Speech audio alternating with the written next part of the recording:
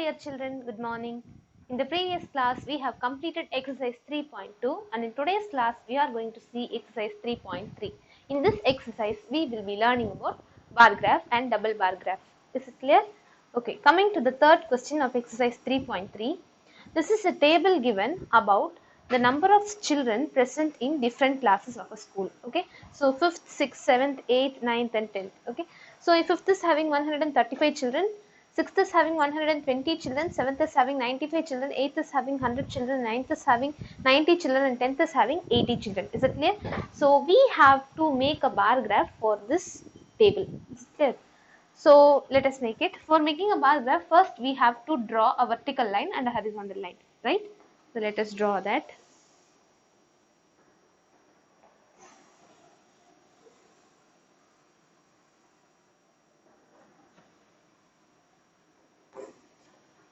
Okay, fine.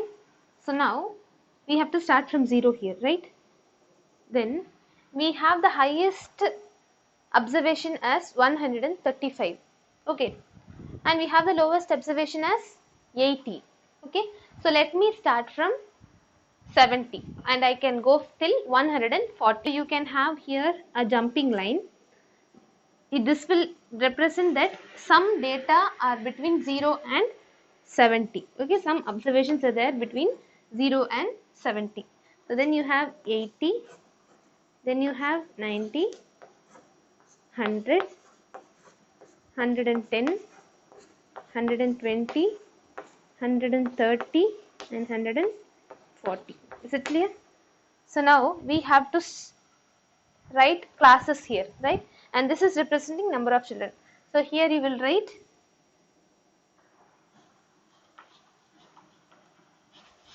number of children. Is it clear? And here you will write classes. So let me start for 5th standard. Okay.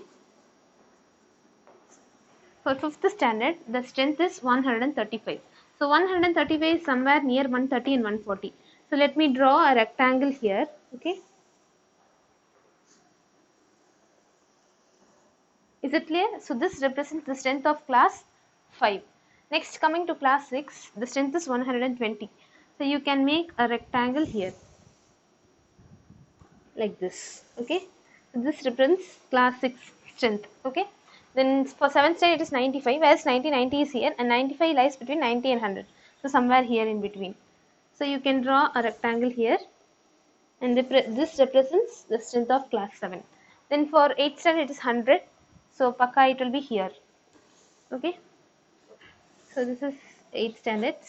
And for 9th standard it is 90. So it is somewhere here. 9th standard. For 10th standard it is 80. Okay. So here. 10th standard. Is it clear? So if you want, you can write the numbers on the top like this: 135, 120, then 95, 100, 90 and 80. Is it clear? So what is the scale that we used here? The scale is 1 unit is equal to 10 children. Yes or no? See, look here. What is the unit that we have used? What is the scale that we have used? It will represent 10 children, right? Yes. So that is the scale that we have used here. Now we have 3 subdivisions for solving. Okay. The first subdivision is what is the scale? So we already wrote that the scale is 1 unit is equal to 10 children. Okay. And B subdivision is having 2 subdivisions under it. That is, first question asks that which class is having maximum number of children and which class is having minimum number of children. Okay. So which class is maximum here? 5th standard, right? Yes. You will write class 5 has maximum number of children. Okay.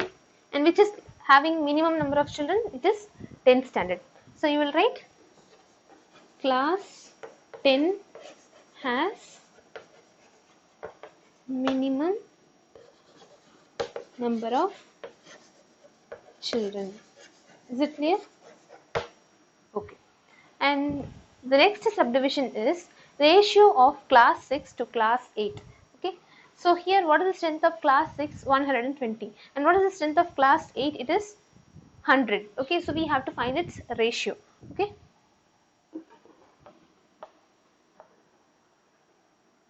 $120 divided by 100. Okay. So you can cancel 0 and 0, and 12 and 10 can be cancelled in two table.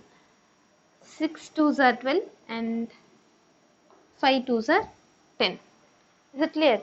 So at finally you got 6 by 5, and this can be written as 6:5. So this is the required ratio. Is it clear for all of you?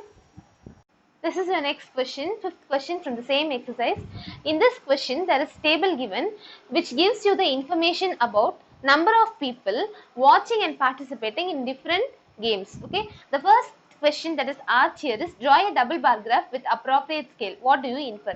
So here we have to draw a double bar graph. Okay, and then we have to answer the questions which are given here. Okay, so to draw a double bar graph, we have to make a horizontal axis and a vertical axis. Okay, and this horizontal axis is known as x-axis, and this vertical axis is known as y-axis. Let us have the number of people on y-axis and the different games on x-axis. Okay, so this side represents sports and this side represents number of people. Is it clear? Okay, now we have to divide this into different intervals. Okay, let us start from 0. Okay, so here which is the lowest observation? It is 105, and the highest observation is 1240. Start from 100 and go till 1300. Okay, so come on, 100, 200, 300, 400, 500, 600, 700, 800, 900, 1000, 1100, 1200 and 1300. Is it clear?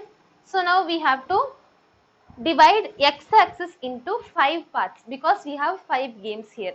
Okay, so let me divide it. 1, 2, 3, 4, 5. Okay, so now this part is for cricket. Okay, so now let us draw the bars for watching and participating. Okay, here we have two categories, right? So we have to differentiate between the bars. So let me give the unshaded bar for watching and the shaded bar for participating.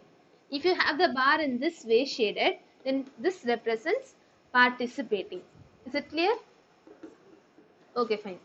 Now let us start drawing the bars. 1240, somewhere here between 1200 and 1300. So let me draw a bar here. Okay, use your scale and draw neatly.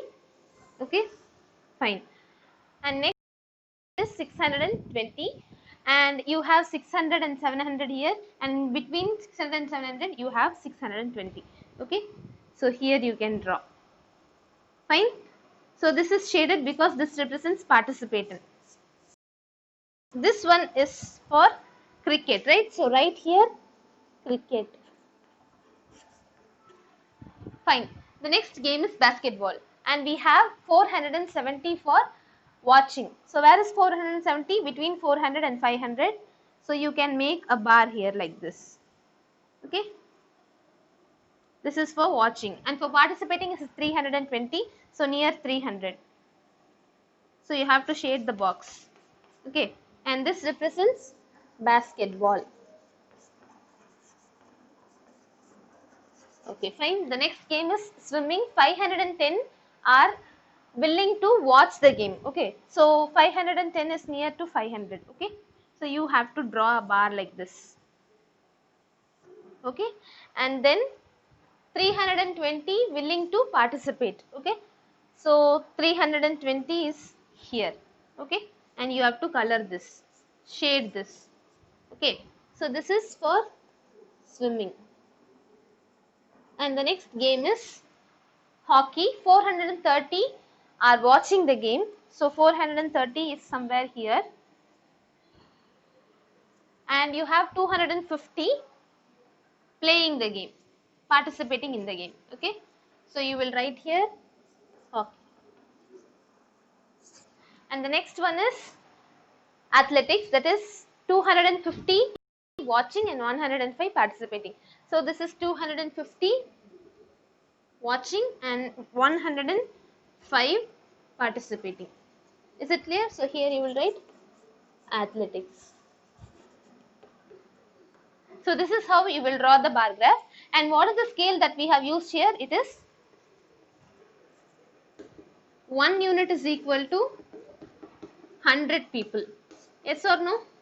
Yes. On the y-axis, we took intervals such that each interval represents 100 people. Okay, fine. Okay, coming to the questions.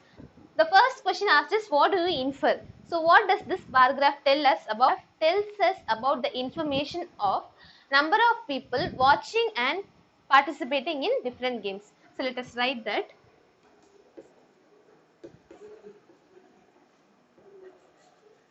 This bar graph infers about the data of number of people watching and participating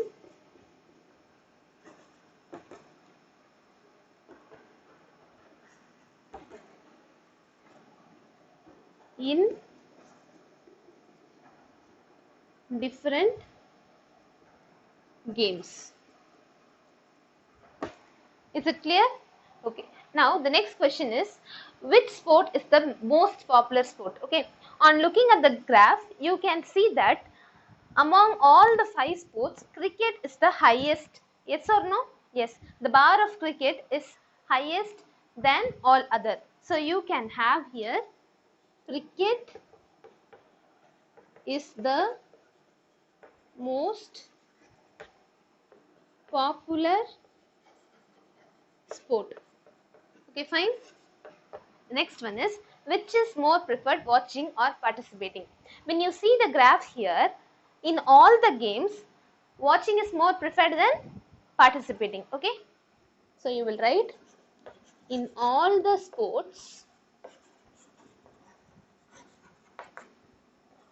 watching is more preferred than participating.